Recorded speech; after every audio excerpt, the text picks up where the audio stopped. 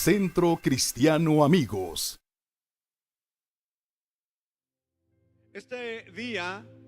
Esta tarde me he propuesto iniciar una nueva serie y vamos a comenzar con esta serie y espero que me alcance todo el año para terminarla porque va a ser una serie muy interesante. Dicho sea de paso, ¿cuántos ya se dieron cuenta que este año se fue de volada? O sea, ya este es el penúltimo mes del año. Estamos a poco de empezar a estresarnos por los festejos, las compras navideñas, ¿verdad? Para ver que el intercambio y todo lo demás. Y hace apenas unos meses atrás estábamos haciendo lo mismo. ¿Cuántos se dieron cuenta de que el tiempo avanza muy rápido? A ver, levanten su mano. O sea, es increíble, pero ¿sabes? Esto es parte de lo que proféticamente la Biblia nos enseña. La Biblia dice que en los últimos tiempos, en los últimos días, el tiempo se iba a acortar. Iba a ser reducido el tiempo. Esa es la razón por la cual estamos viviendo tiempos muy acelerados. Por eso es que de pronto nos damos cuenta y ya estamos terminando el año. Es parte de las profecías bíblicas. De hecho, más del 60% de la Biblia fue escrita proféticamente. Habla de manera profética. Por eso es importante leerla, estudiarla, porque en la palabra de Dios encontramos el plan que Dios tiene para la humanidad, el plan de Dios desde el inicio hasta el final para cumplir su propósito en toda la humanidad. Dios tiene un plan para los judíos, Dios tiene un plan para los gentiles y Dios tiene un plan para la iglesia, en donde de judíos y gentiles Jesucristo tomó e hizo un solo pueblo y ahora somos todos familia de Dios a través del sacrificio de Jesús. ¿No le da gusto el saber eso? Somos parte de una familia, la familia del reino de los cielos. Y la Biblia enseña el plan y el proyecto que Dios tiene para cada uno de estos grandes grupos de la humanidad. Por eso es importante estudiarla, meditarla y ponerla en nuestro corazón. Y bueno, pues pensando en el mensaje que voy a compartir, hemos diseñado o estoy trabajando en una serie que yo sé que nos va a edificar, porque estas enseñanzas o esta serie que vamos a aprender a partir de este domingo tiene que ver con las bienaventuranzas. ¿Con qué? Después de haberte entregado el tema de la tentación de Jesús, Mateo capítulo 4, Lucas capítulo 4, viene el capítulo 5 de Mateo, y entonces aquí me encuentro con algo que es súper importante para la vida de todos los hijos de Dios. Así que por eso vamos a iniciar esta serie, la serie de las bienaventuranzas, claves para una vida bendecida. Yo quiero que digan conmigo: bienaventuranzas, claves para una vida bendecida. Ahora yo quiero preguntar, ¿cuántos desean manifestar la bendición de Dios en su vida? Levante su mano. ¿Cuántos desean que lo que Dios prometió y dijo para ustedes se cumpla en esta tierra? ¿Sabes? La Biblia desea que tú y yo podamos manifestar. Dios desea incluso que tú y yo podamos manifestar la bendición que Dios ya declaró sobre cada uno de nosotros. Dios desea bendecirnos, Dios desea prosperarnos, pero tenemos que aprender algo. Obviamente que Dios no va a bendecir las cosas que están chuecas o que están torcidas en nuestra vida. Esa es la razón por la cual tú y yo tenemos que aprender estos principios de la palabra de Dios. Ahora yo quiero iniciar con este pasaje. Acompáñame, Mateo capítulo 5, verso 1 al 12. Mateo capítulo 5, versos 1 al 12. Vamos a leer la Nueva Traducción Viviente y vamos a poner los puntos sobre las is. Dice el verso 1: cierto día, al ver que las multitudes se reunían, Jesús subió a la ladera de la montaña y se sentó. ¿Qué hizo? Se sentó, tomando la actitud de los maestros de aquel tiempo de la ley. Todos los maestros de la ley se sentaban en una piedra, en una roca, en donde encontraran, y el resto de los escuchas, los discípulos, se mantenían de pie alrededor de las instrucciones del maestro. Entonces, a mí me gustaría practicar esto. Quiero ser como Jesús, así que me gustaría predicar sentado y todos ustedes parados. No se crea, así estamos bien, no se preocupe. No lo voy a implementar, pero era la manera en la que se enseñaba o se denotaba autoridad.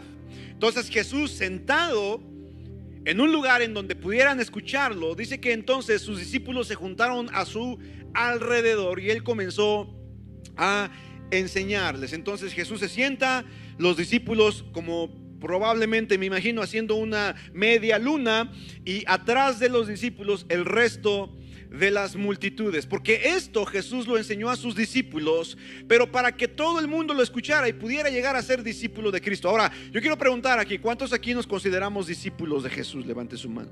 Entonces esta palabra es para ti y para mí. Aunque Jesús se las habló a sus discípulos de aquel tiempo, siguen vigentes para los que somos discípulos de Él en este tiempo. ¿Me dices amén a esto? Y dice que comenzó a enseñarles. El verso 3 dice: bienaventurados, o Dios bendice a los que son pobres en espíritu y se dan cuenta de la necesidad que tienen de Él, porque el reino del cielo les pertenece. Dios bendice a los que lloran, porque serán consolados. Dios bendice a los que son humildes, porque heredarán la tierra. Dios bendice a los que tienen hambre y sed de justicia, porque serán saciados. Dios bendice a los compasivos, porque serán tratados con compasión. Dios bendice a los que tienen corazón puro, porque ellos verán a Dios. Dios bendice a los que procuran la paz, porque serán llamados hijos de Dios. Dios bendice a los que son perseguidos por hacer lo correcto, porque el reino del cielo les pertenece. Dios los bendice a ustedes cuando la gente les hace burla y los persigue y miente acerca de ustedes y dice toda clase de cosas malas en su contra, porque son mis seguidores. Alégrense, estén contentos, porque les espera una gran recompensa en el cielo. Y recuerden que a los antiguos profetas los persiguieron de la misma manera. Entonces vamos a desarrollar la serie de las bienaventuranzas, y yo espero que tú estés listo para recibir la palabra, porque Dios va a transformar nuestra vida. ¿Alguien dice amén a esto? Una de las palabras más utilizadas en el argot cristiano es la palabra Dios te bendiga. ¿Cierto o no? Hay el idioma inglés, está el italiano, está el portugués, está el español y está el cristiañol. Y en el cristiañol, pues mucha gente, ¿verdad?, le gusta hablar en este idioma. Amén, aleluya, hermano, gloria a Dios. Santo, alabado. ¿Cómo estás? Gloria a Dios en victoria y bendecido. Oye, no, tranquilo, ¿cómo estás en verdad? O sea, muy bien. Pero como que nos encanta utilizar este lenguaje medio extraño, en donde mucha gente llega a la iglesia y nos empieza a escuchar hablando así medio raro y dice, pues, ¿qué les pasa a esto, no? Por eso es que nos dicen aleluyos, ¿verdad? Y bueno, obviamente, pues, claro que decimos aleluya, que significa alabado sea el Señor, ¿verdad? Alabanza a Jehová, eso significa aleluya. Entonces, pues cambiamos, ¿verdad? En lugar de decir aleluya, podemos decir alabado sea el Señor. Cambiar un poco. O en lugar de decir amén, así sea, que amén significa así es, o estás en lo cierto, estás en lo correcto. ¿Ves? Son argot, son palabras que se utilizan dentro del mundo cristiano. Y una de las más coloquiales y más socorridas es Dios te bendiga. Te preguntan, ¿cómo estás? Bendecido. Te despides y que Dios te bendiga. ¿Cierto o no? Incluso en inglés, cuando una persona estornuda, la respuesta al estornudo es God bless you o bless you. Dios te bendiga. Aquí decimos diferente, ¿verdad? Estornudas y dices, ay, jole, alguien se acordó de ti. Decimos salud. Pero ¿te has puesto a pensar lo que realmente significa esa frase? Cuando alguien te dice Dios te bendiga, o cuando le dices que Dios te bendiga, ¿realmente qué le estás diciendo? ¿Qué le estamos diciendo a la persona cuando decimos Dios te bendiga? Mira, Dios es un Padre amoroso que se deleita en bendecir a sus hijos, pero también es un Dios justo, santo y digno, y Él no puede bendecir lo que está fuera de su voluntad. ¿Estás escuchando? Dios no puede bendecir lo que está fuera de su voluntad. Por eso la Biblia nos enseña en Proverbios capítulo 10, verso 22, dice que la bendición de Dios es la que enriquece y no añade tristeza con ella. Cuando hablamos y decimos que Dios te bendiga, estamos declarando que la bendición de Dios sea sobre su vida, sea sobre su casa, su familia, sobre todo lo que Dios ha puesto en sus manos. Pero Mateo capítulo 5 nos habla de algo que es más allá que un Dios te bendiga, y es la palabra bienaventurado. Y sabes, este término bienaventurado lo puedes encontrar en el Nuevo Testamento unas 50 veces. y otras veces, otro tanto más en el Antiguo Testamento. Y lo que originalmente esta palabra bienaventurado significaba era, cuando alguien decía sé bienaventurado o eres bienaventurado, le estaba diciendo literalmente eres grande, eres una persona grande, y grande en el sentido de prosperidad exterior y material. O sea, cuando en el Antiguo Testamento se referían a alguien bienaventurado, estaban expresando grandeza de esa persona, alguien próspero en lo material, alguien próspero en su economía, en lo que Dios le había puesto en sus manos. Pero luego en el Nuevo Testamento la palabra nuevamente aparece, y es la palabra original en griego Macarios. ¿Alguien conoce aquí a un Macario? Levante su mano. Yo creo que tenemos 2 o 3 compañeros de la secu, ¿verdad?, que se llamaban Macario. Pero esta palabra Macarios significa bienaventurado, y lo que realmente significa es, escucha, supremamente bendecido. Supremamente bendecido, dichoso, feliz, tan bendecido como para ser envidiado. Eso significa bienaventurado, supremamente bendecido. Ahora, ¿qué viene a tu mente cuando escuchas la palabra suprema? ¿Qué viene a tu mente? Vamos. Por ejemplo, cuando escuchas la Suprema Corte, ¿qué viene a tu mente? O sea, que fuera de eso ya no hay nada. Ok, pues la Biblia dice que tú y yo a través de Dios somos supremamente bendecidos. O sea, Dios te ha bendecido de tal manera que ya no hay más. Eres tan bendecido por Dios, somos tan bendecidos por Dios, somos bienaventurados. O sea, de la bendición que Dios nos ha dado ya no puede existir otro tope, otro nivel, porque Dios ha planeado en su mente y en su corazón bendecirte de tal manera que seas altamente favorecido, supremamente bendecido, tan bendecido que serás envidiado. En pocas palabras, Dios desea que nuestra vida refleje la bendición del Padre a tal punto que tú no tengas que convencer a la gente para que venga a la iglesia. La gente te va a ver, la gente va a ver la bendición, la gente va a ver el gozo, la gente va a ver la paz, la gente va a ver en ti lo que Dios ha puesto y va a decir: yo no sé qué tienes, pero yo quiero lo que tú tienes. No tendrás que forzarlos para venir. No tendrás que convencerlos para que reciban a Cristo. Ellos te van a ver y van a decir: wow, yo no sé qué te pasa. O sea, ¿cómo es posible que en un caos tan tremendo como el que en el que vivimos, cómo es posible que en medio de despido, en medio de fraudes, en medio de robos, en medio de todo lo que está aconteciendo, tú estás como si nada? Y tú le vas a responder: es que yo soy supremamente bendecido.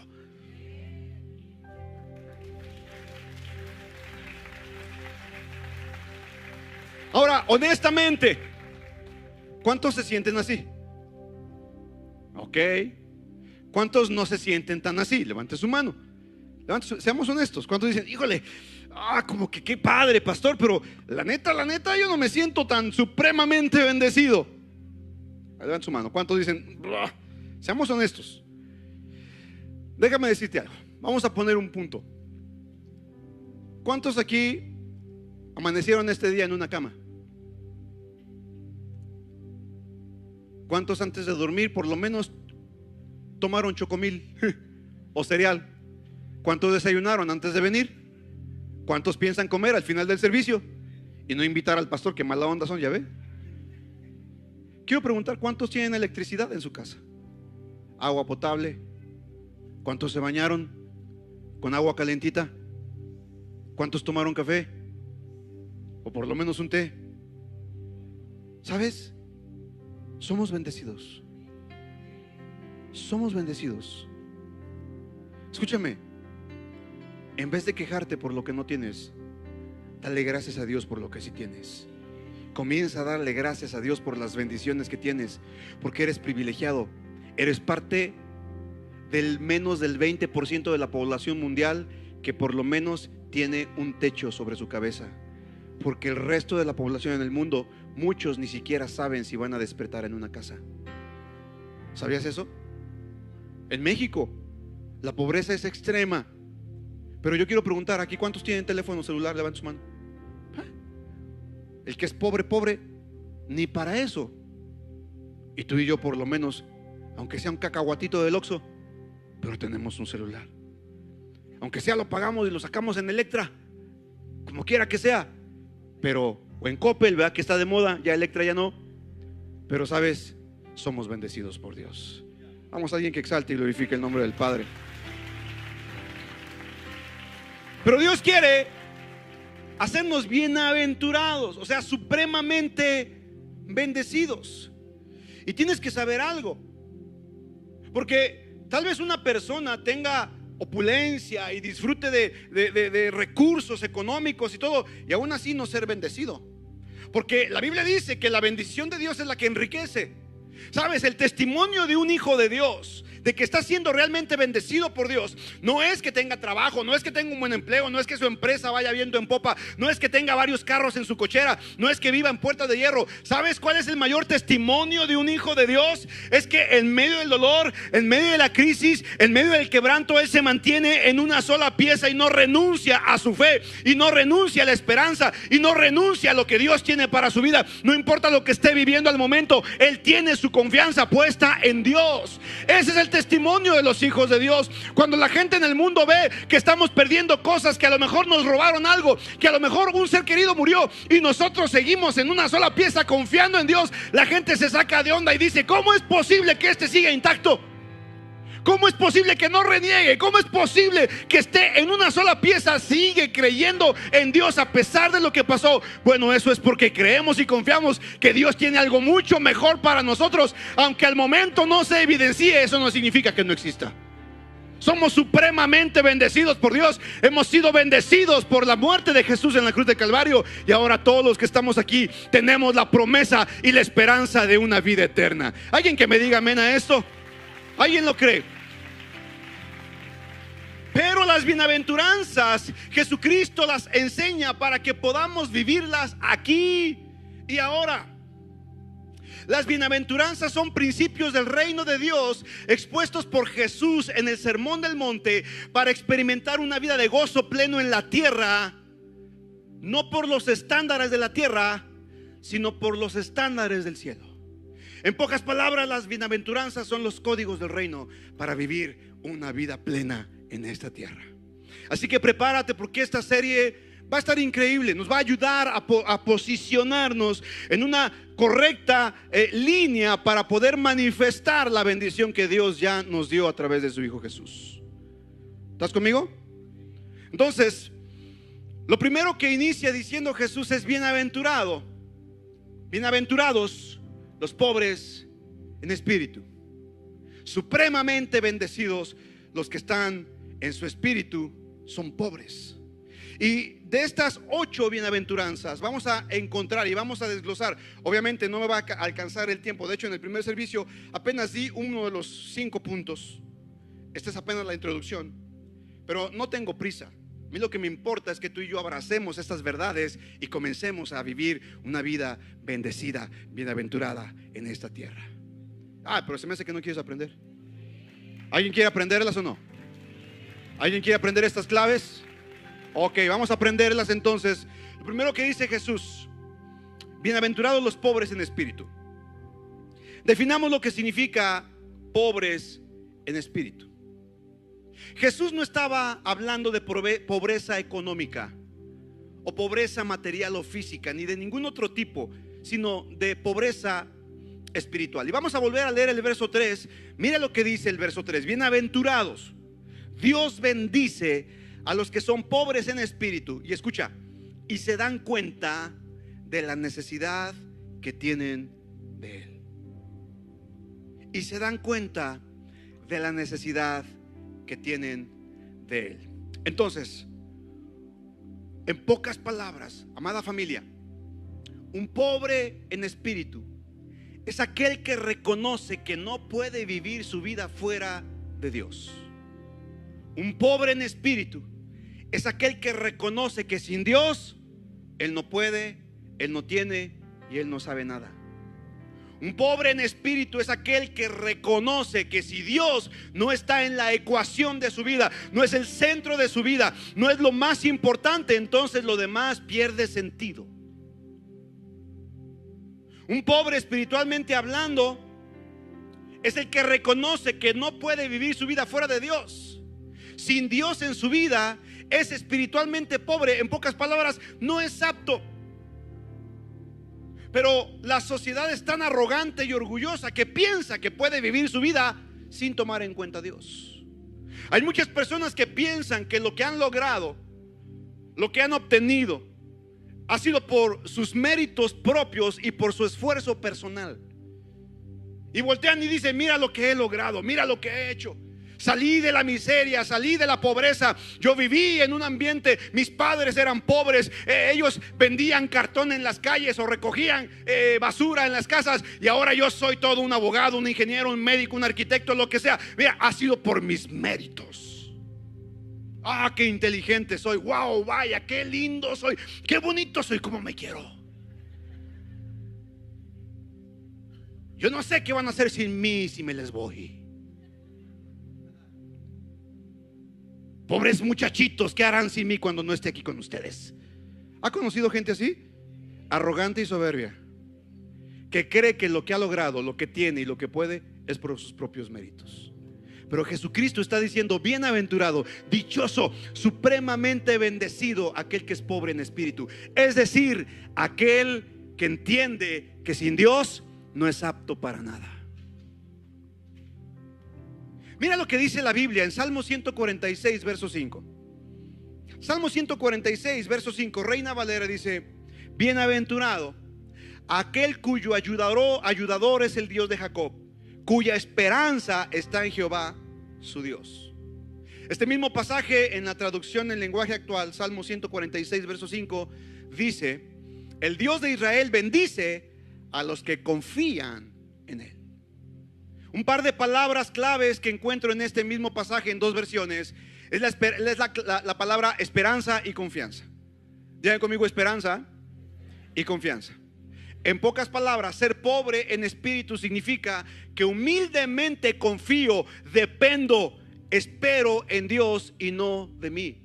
Reconozco que no soy apto para manejar los problemas de mi vida y necesito la bendición en ella. En pocas palabras, el pobre en espíritu es aquel que depende humildemente en Dios para todos los asuntos de su vida. Ahora yo quiero preguntar: ¿cuántos después de estas definiciones podemos decir si somos pobres en espíritu? Seamos honestos. Yo te pregunto: ¿dependes de Dios en todos los asuntos de tu vida? ¿O hay cosas que tú tomas y manejas en tus propias manos? Te estoy hablando. Te estoy preguntando: ¿realmente dependes de Dios en todos los asuntos de tu vida? ¿O tú eres de los que les dice a Dios: Dios, tú encárgate de esto y yo me encargo de esto?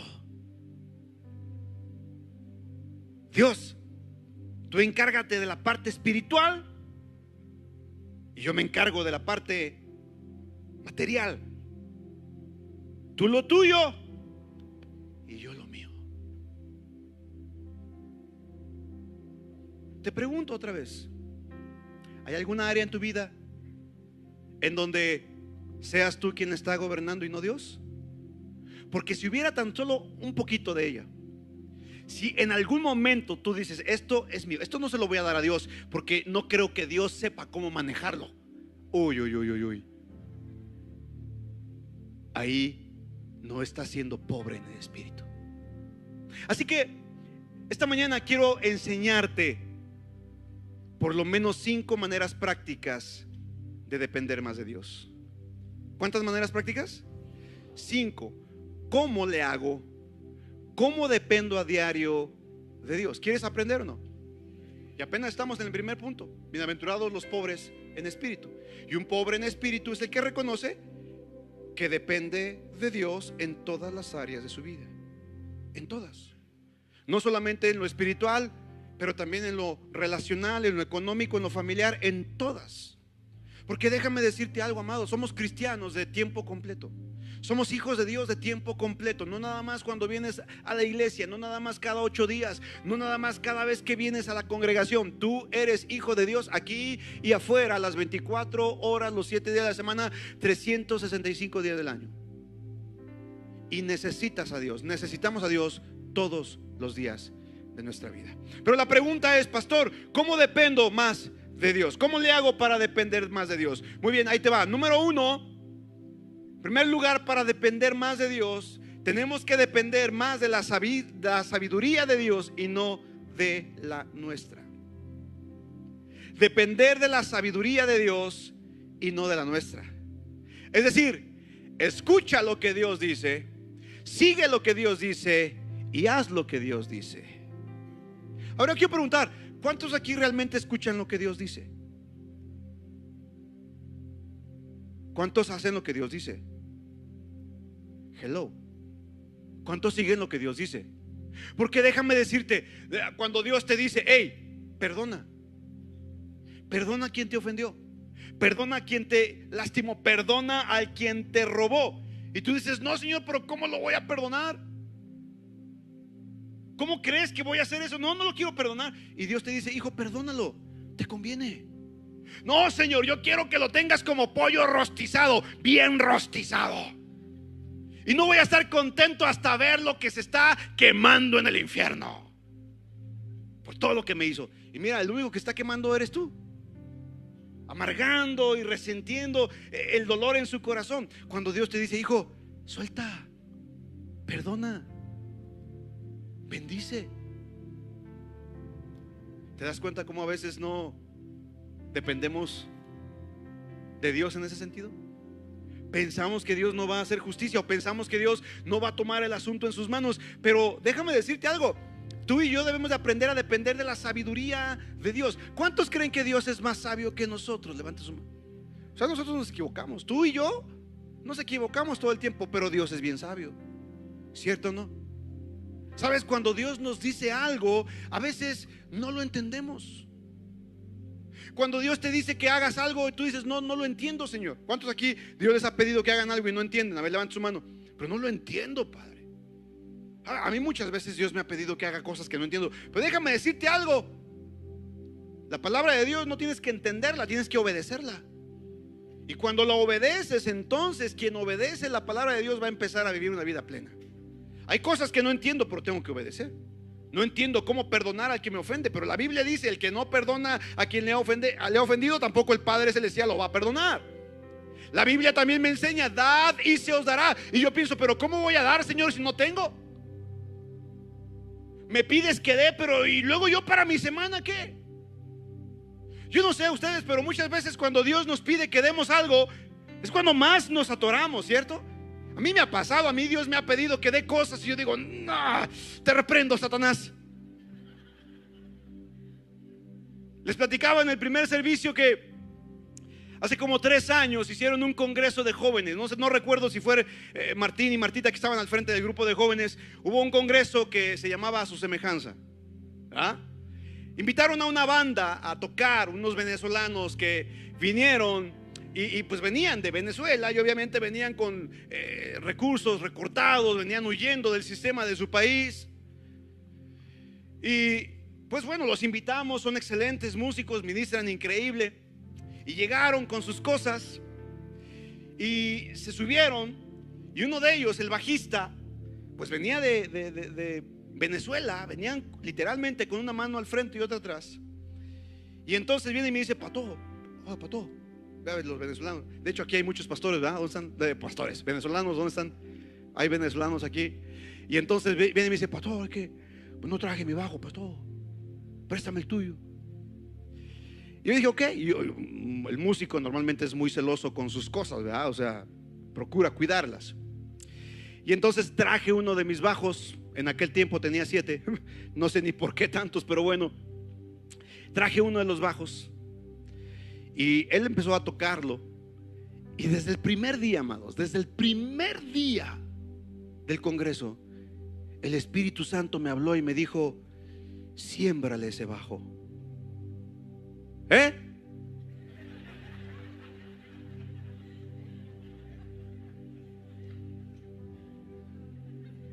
dale el bajo. Te reprendo, Satanás, en el nombre de Jesús. Y una tercera vez, regálale el bajo. No, y empecé a orar en lenguas. Rambo, saca la bazuca, salta la rama seca, saca la basura. Yo no quería regalar. Oye, era el bajo que yo había utilizado por muchos años, Enrique. Con ese bajo grabé varios discos. Por cierto, ¿cuántos tienen discos del pastor? A ver, levanta su mano. Padre Santo. A ver, levanta su mano. ¿Cuántos han escuchado los discos de alabanza de la iglesia? ¿Cuántos no tienen ni un disco de esta iglesia? Levanta su mano. Arrepiéntate, pecador. ¿Quieres que tu nombre esté en el libro de la vida? Compra los discos de alabanza y de oración de la iglesia. Están en Spotify. ¿A poco no los han encontrado? ¿Cuántos se han escuchado? A ver, bueno, la próxima semana los sacamos, Juanito. ¿Cómo pues? Y sabes, con ese bajo yo grabé varios proyectos, varios discos. Estuvimos viajando por México también.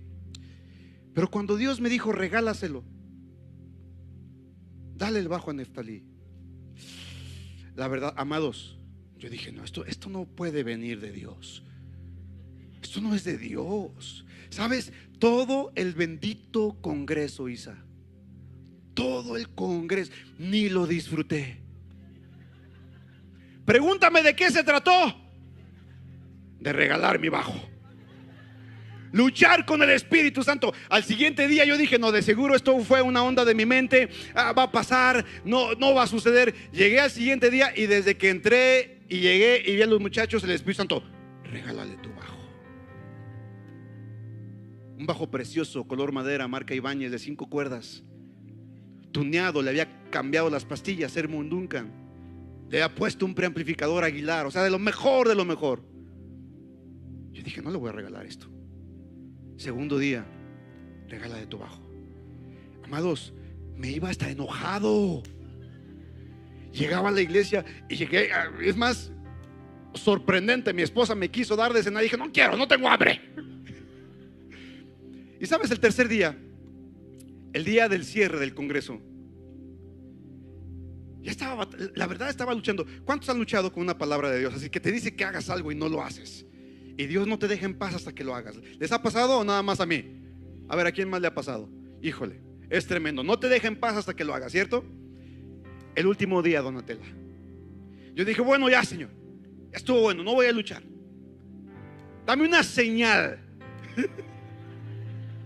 O sea, imagínate, dame una señal de que esto que me estás pidiendo que haga es tu voluntad y no la mía. Una señal. Yo estaba esperando la señal. El último día, porque también vino el pastor Isaac de Aguascalientes, y en ese congreso él había traído a su hijo, un hijo que en aquel tiempo tenía como 7, 8 años, y fue el baterista de su grupo. ¿Cuántos se acuerdan de ese evento? Él tocó la batería. Entonces un niño de 8 años tocando la batería, y dice, oh, qué padre, qué impresionante. Y recuerdo que al final, fue el sábado del congreso, nos fuimos a la oficina, ¿no?, para platicar los incidentes del congreso, cómo se habían sentido. Y yo le había pedido al Señor vamos más fuerte, yo dije, Señor, si no hay una señal, yo no doy nada. Yo como Gedeón, sin señales nada. Bien espiritual. Y ahí voy a la oficina, el pastor Isaac con su hijo, y de pronto el baterista de su mochila, de su bolsa, saca un platillo de esos que les llaman splash, uno chiquito, marca Siljan, de las mejores. Lo saca de su bolsa y le dice al hijo del pastor Isaac, le dice, hijo, ten, Dios me puso en mi corazón que te regale este platillo. Yo cuando vi eso dije, ¡no!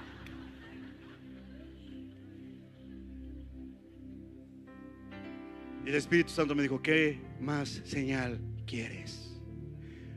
Un venezolano que viene con una mano adelante y otra atrás, no le pesó sembrar un platillo de miles de pesos en las manos de un niño que apenas está aprendiendo a tocar batería. ¿Sabes? Cuando vi al niño, el niño agarró el platillo y le dijo, wow, papá, mira, este va a ser mi platillo favorito. Yo lo estaba escuchando y dice, cállate, chamaco, cállate. Y sabes, tuve que ser obediente. Y dije, está bien. Fui a la casa por el estuche porque me había traído el bajo sin estuche, porque yo dije, termina el congreso y me lo llevo y lo guardo, ¿no? Pues no, tuve que ir a la casa, encontré el estuche, lo agarré, lo pongo en la oficina, agarro el bajo y le digo a Neftalí, ten,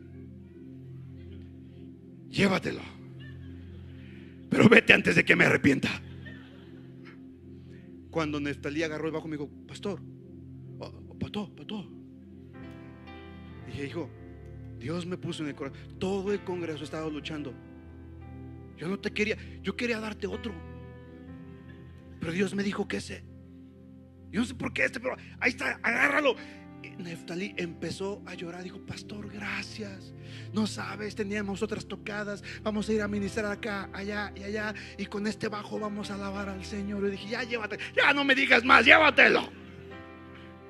Sabes, a partir de ese momento algo en mi corazón se rompió.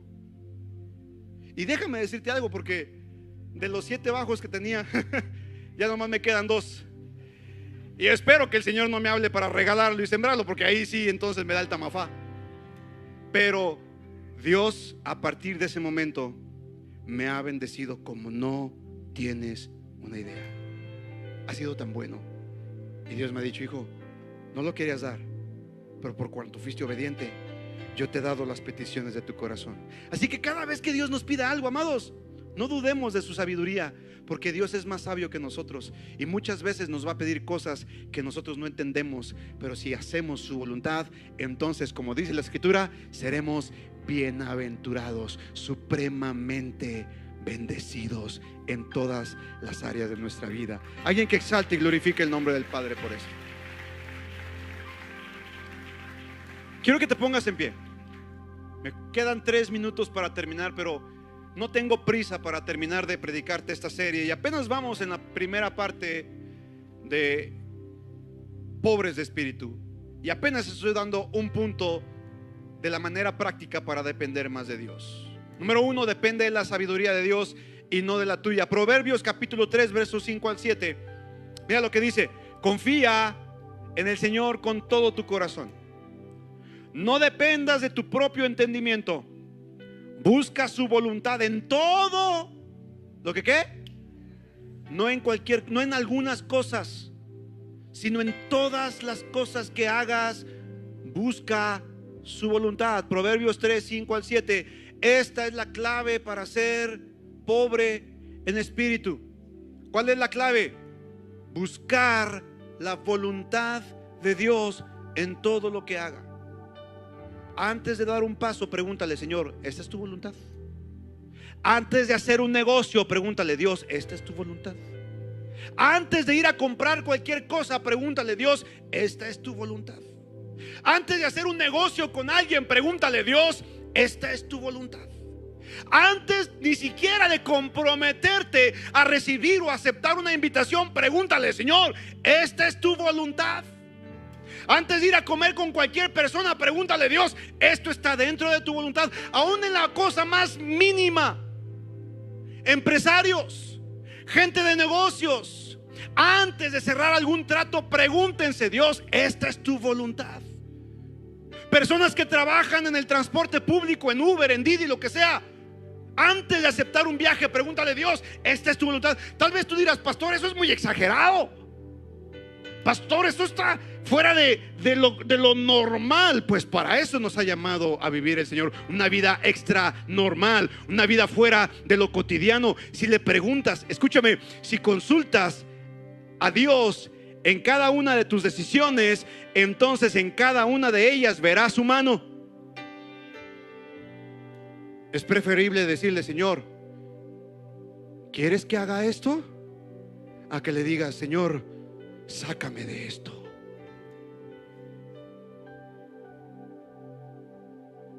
¿No me estás escuchando? Es preferible que le digas, Señor, ¿quieres que esto lo haga yo?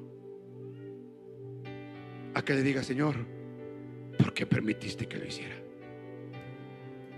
Amados, mira lo que sigue diciendo la palabra. Sigue diciendo, Busca su voluntad en todo lo que hagas y Él te mostrará cuál camino tomar. No te dejes impresionar por tu propia... Vamos, no te dejes impresionar por tu propia... Porque tú puedes ser muy inteligente y lo que quieras, pero jamás vas a superar la inteligencia y sabiduría de Dios. Esa es la razón por la cual necesitas su sabiduría. Ahora seamos honestos. Seamos bien honestos, amados. ¿Cuántos de aquí consultamos a Dios para todas nuestras decisiones? ¿Cuántos a partir de hoy lo vamos a empezar a hacer? Por muy mínima, amado, créemelo, ponlo a prueba. Por muy mínima que sea, si tú consultas a Dios para todas tus decisiones, dice el verso 7, no te dejes impresionar por tu propia sabiduría. En cambio, teme al Señor y aléjate del mal. No dependas de tu sabiduría ni de tus sentimientos, y mucho menos de tu corazonada. Ay, es que esta es la corazonada. Siento una corazonada. No, corazonada mis narices. No te dejes mover por lo que sientes. Déjate mover por lo que Dios te dice. Habrá cosas que no sentirás, pero si Dios te lo está pidiendo, hazlo, porque Dios sabe lo que es mejor para ti. ¿Me dices amén a esto? Ahora, ¿cómo obtengo la sabiduría de Dios? Pregúntame, ¿cómo obtengo la sabiduría de Dios, pastor? Como dice la Biblia, Santiago 1:5, si necesitas sabiduría, pídesela a nuestro generoso Dios. Él te la dará. No los reprenderá por pedirla. Ahora, yo no sé cuántos aquí necesitamos la sabiduría de Dios en nuestras vidas. Levanta tus manos y dile: Señor, haz esta oración conmigo. Quiero que digas: Padre, más fuerte, díselo: Padre, hoy reconozco que necesito tu sabiduría. Necesito tu sabiduría. Necesito tu guianza. Necesito tu dirección. Quiero hacer tu voluntad en cada área de mi vida, desde la más grande hasta la más pequeña, desde la más importante hasta la más insignificante. Ayúdame a caminar conforme a tu voluntad. Quiero ser bienaventurado y quiero manifestar la bendición suprema que ya has determinado para mi vida si camino en tus principios. Así que esta tarde confío en ti y te pido sabiduría. La necesito. Dame la sabiduría en el nombre de Jesús. Amén. ¿Cuántos le pidieron esto a Dios con todo su corazón? Prepárate. Prepárate.